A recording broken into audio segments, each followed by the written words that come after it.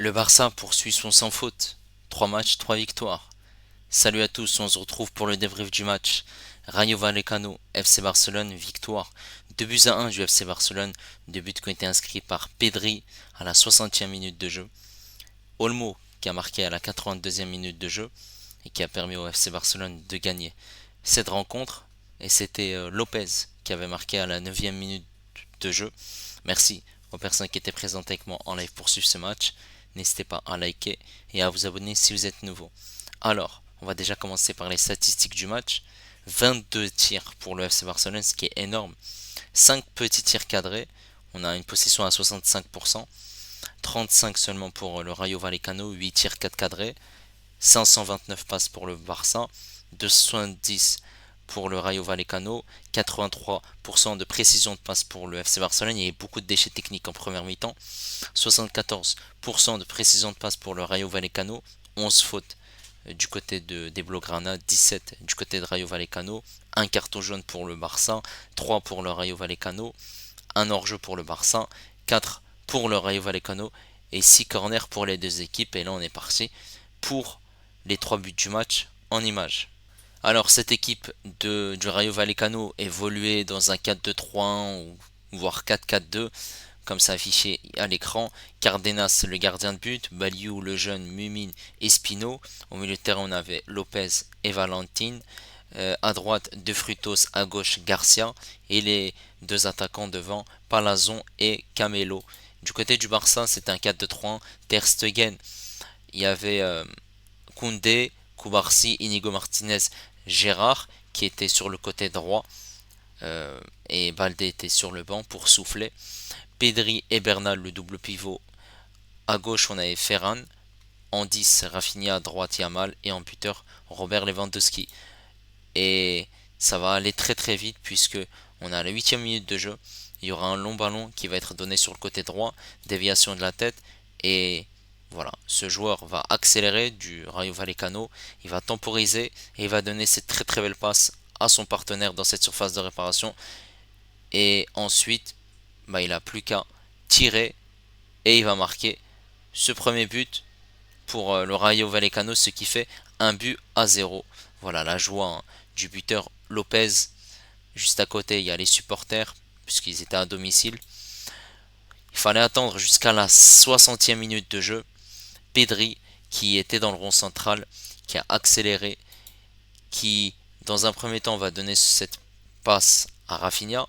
Rafinha sur le côté gauche va dribbler et il va voir qu'il en manque de solution et il y a surtout un très très bel appel de Pedri dans cette surface de réparation. Pedri va être servi, voilà, il va toucher ce ballon et ensuite il va enchaîner pied gauche, il va ouvrir son pied, voilà, et il va marquer ce magnifique but, ce qui fait 1-1 et ça permet au Barça de revenir dans le match.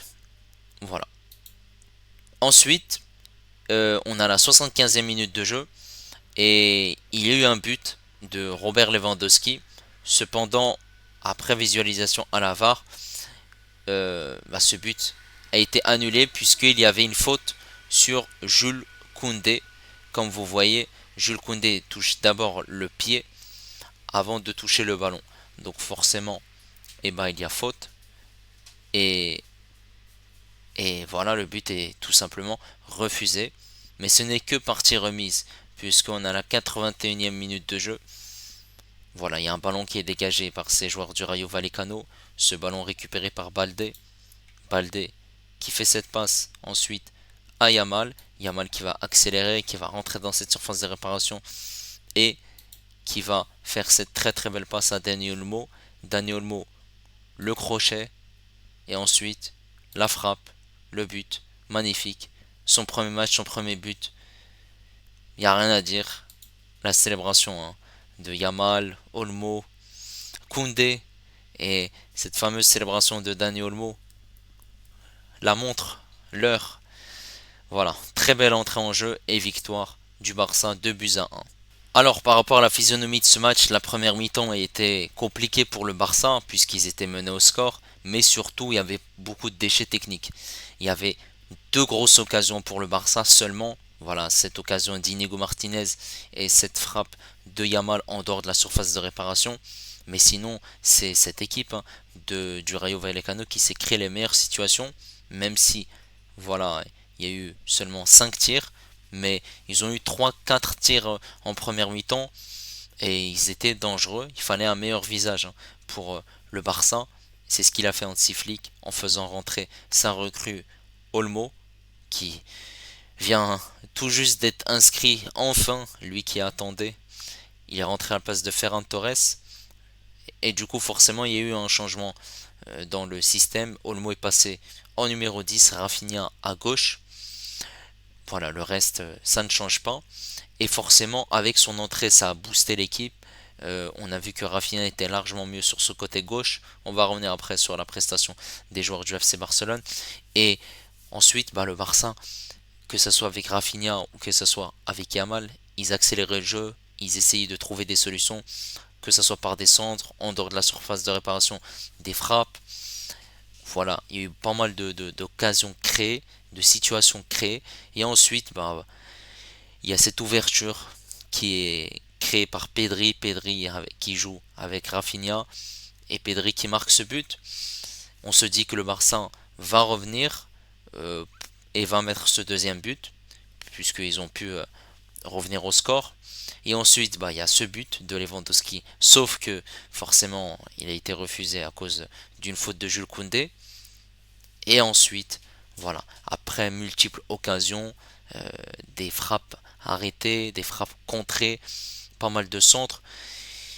Il y a eu des grosses occasions aussi. À un moment, il donnait une tête de Koubarsi, s'est dégagé par un joueur du Rayo Vallecano avec son pied.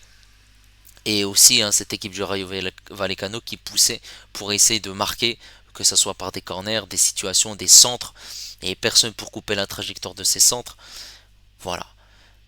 Finalement, grâce à Yamal, cette magnifique passe, grâce aussi à un très très bon placement de Dani Olmo dans cette surface de réparation, et aussi ce magnifique but, magnifique qui permet au FC Barcelone de faire le sans faute pour ce début de championnat.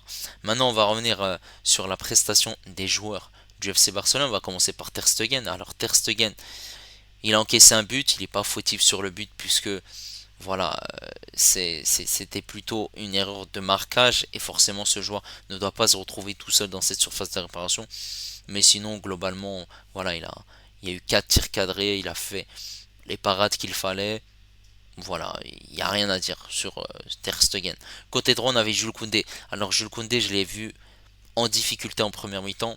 Il y a eu pas mal de déchets techniques, de la maladresse, des duels perdus et il laissait son vis-à-vis derrière prendre le dessus sur lui, gagner ses duels et même se procurer des occasions. Deuxième mi-temps, c'était largement mieux où on le voyait défensivement gagner ses duels, être plus costaud dans l'agressivité et aussi monter offensivement pour jouer avec Yamal, doubler, apporter du soutien. Voilà, c'est un match, voilà, coup-ci, coup-ça pour Koundé. Un match, on va dire, correct, puisqu'il s'est plus rattrapé en deuxième mi-temps par rapport à la première. Ensuite, en charnière centrale, on avait Martinez et Koubarsi. Alors, Martinez, j'ai très très bien aimé son match. Voilà, d'habitude c'est compliqué pour lui, mais là je l'ai senti à l'aise techniquement, même dans ses passes, dans ses replis défensifs, dans l'anticipation. Il a été très très intelligent.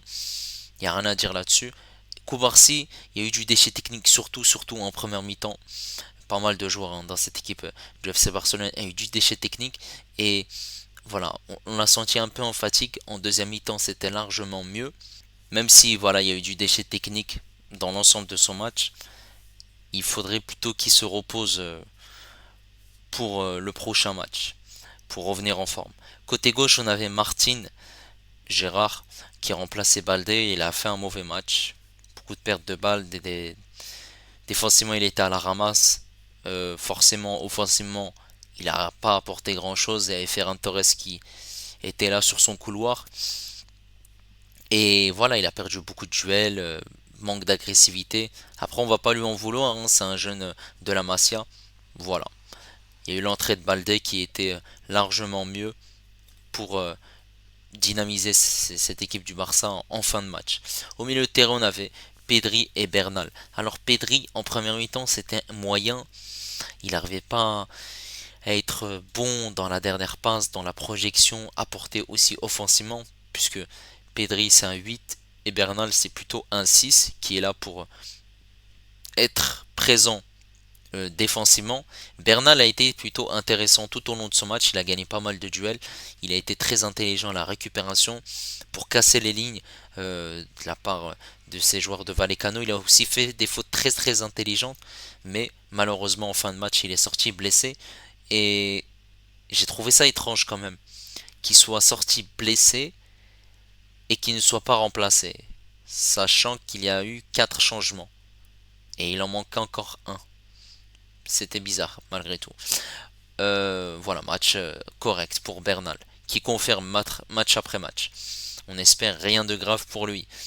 Et ensuite, on attaque. Alors on va commencer déjà par la fraude Ferran Torres. Ferran Torres a été cataclysmique. Comme je l'ai dit dans mon précédent débrief, je me pose la question pourquoi il est titulaire. Faudrait m'expliquer qu'est-ce qu'il fait là en fait. Dites-moi juste pourquoi Hansi Flick le met en tant que titulaire. Il y a clairement un problème. Voilà, ce match contre l'Athletic Bilbao, il était à la ramasse. Et là, il est une nouvelle fois à la ramasse. Mais bon, les choses vont changer vu qu'Olmo vient d'arriver. Voilà, on va pas rentrer dans les détails. Ferran Torres, offensivement, il a tout raté. Même s'il y a eu des contrôles, il a essayé tant bien que mal de faire certaines choses. Mais c'est catastrophique. Côté droit, on avait Yamal. Alors Yamal a été très très très très bon. Passeur décisif, il a été très intelligent, il s'est beaucoup projeté, il a beaucoup provoqué. Première mi-temps, il a eu quelques occasions, hein, c'était lui le meilleur offensivement en première mi-temps. Mais en deuxième mi-temps, c'était largement mieux, il avait plus d'espace. Il y avait aussi le soutien de Koundé pour jouer avec lui. Forcément, c'était mieux. Et voilà, il a réussi à se créer des occasions. Il tirait énormément en dehors de la surface de réparation pour provoquer. C'était soit contré, soit dégagé par le gardien. Il y a eu aussi des centres. Et il s'est montré décisif pour cette passe décisive pour Dani Olmo. Et Rafinha. Alors Rafinha, en tant que numéro 10, c'est pas son meilleur poste. Il est pas au top du top, même s'il a fait des choses très très intéressantes. Il venait participer. C'était lui qui créait le jeu. Même si le jeu basculait énormément à droite avec Yamal. Mais lorsque Dani Olmo est rentré, c'était largement mieux. Puisqu'il est passé à gauche. Et voilà. C'est d'ailleurs comme ça que le premier but est venu. Pedri qui met ce ballon pour Rafinha et Rafinha pour Pedri. Voilà, il a été très très intelligent dans ses déplacements, dans ses projections. Après, forcément, le danger ne venait pas énormément du côté gauche, puisqu'on avait Martin qui, comme je l'ai dit, voilà, est passé à côté de son match. Voilà, match correct pour Rafinha. Et en buteur, on avait Lewandowski. Lewandowski qui a eu des occasions. Lewandowski qui a fait un match très très moyen. Voilà, certes, il y a ce but refusé, mais juste avant, il loupe son occasion, mais il se reprend. Voilà, but refusé. Et voilà, il y a eu des occasions gâchées. Ils peuvent largement faire mieux que ça, Lewandowski. C'est dommage, clairement. Et on a eu l'entrée de Olmo parmi les 4 changements, qui a été très très intéressante, puisque Olmo, eh ben, il attendait de jouer ses premières minutes avec le FC Barcelone. Il a joué une mi-temps et on a vu ce que Dani Olmo ça valait. C'est incroyable. Il s'entend déjà très très bien avec ses partenaires. Après, forcément, il y a des combinaisons, il y a une très très belle entente, notamment avec Yamal, avec Fermin Lopez, avec Pedri aussi, puisqu'ils étaient en sélection à l'Euro. Et il a été intéressant, il s'est créé des occasions, il arrive à se démarquer, il arrive aussi à se faufiler au niveau de ses déplacements entre les lignes et il arrive aussi à avoir des passes et combiner avec ses coéquipiers. Donc ça c'est très très très intéressant dans le système de Hansi Flick. Et voilà, il y a cette passe décisive de Yamal, il fait le très bon déplacement Dani Olmo pour être dans cette surface de réparation, être démarqué et tirer aussi face au but, pied gauche, plat du pied, frappe enroulée, il n'y a rien à dire, le gardien est battu, magnifique, bravo. En tout cas, il commence sur la meilleure des manières, hein, tout simplement, ses débuts avec le FC Barcelone. Voilà les amis, il n'y a rien à dire hein, pour le FC Barcelone, même si voilà, c'était un peu plus compliqué, forcément, comme j'ai dit, en première mi-temps, mais ils ont su, comme lors des 2 premiers matchs, gagner. Et c'est ça l'essentiel. Voilà. Euh, à chaque fois, c'est sur un score de 2 buts à 1. N'hésitez pas les amis à me dire ce que vous avez pensé de ce match. N'hésitez pas à me dire si vous êtes convaincu de Dani Olmo. N'hésitez pas également à liker, à vous abonner si vous êtes nouveau. Et moi je vous dis à la prochaine. Ciao les amis.